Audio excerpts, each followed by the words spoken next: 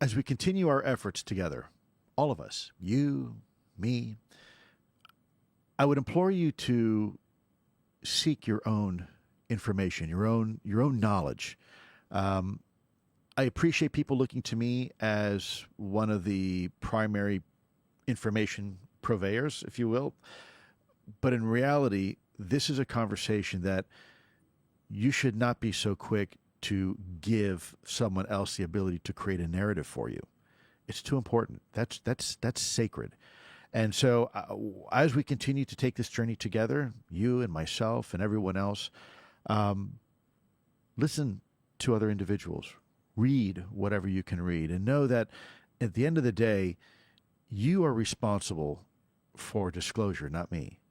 I still have my security clearance, and as I've said before, there's a difference between doing things right and doing things right now. And I think because we are doing things right, at least in my opinion, I've maintained my security clearance. I didn't have to violate my security oath, and we're now having this conversation, and look how far we've come together, having this conversation in the way that we're having it. No one had to go to jail. No one had to get in trouble. No one had to be charged with a crime.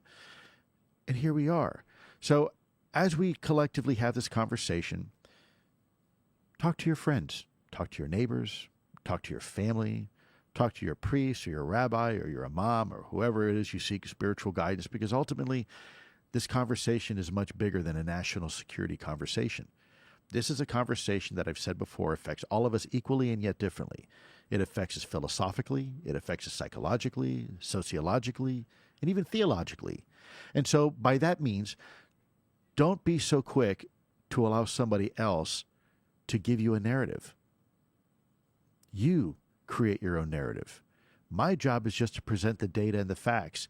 It's up to you to decide what you want to do with it. I am profoundly grateful for the opportunities that I have been given. Some of them haven't been very easy, but I am profoundly grateful. And I'm reminded, even today, being surrounded by my friends and colleagues, we're going to have a wonderful conversation together, how far we've come collectively. This is not about me. It never has been about me. It's really about you. And so I don't know how often I'm going to be able to do these. If it was up to me, I would do them every day. Unfortunately, my schedule doesn't permit that. But until next time, I want to thank you all for tuning in. And remember, we're only here because of you. You are the ones making this happen.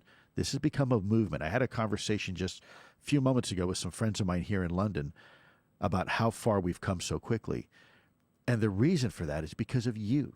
You have demanded the truth. You are the ones that are having the conversation and asking the questions and telling the media you want to know more and telling our elected officials back in the United States. And even my British friends here writing members of Congress and my government saying, hey, we want the truth.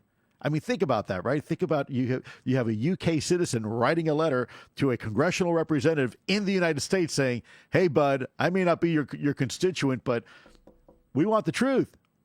So I'm very pleased by that.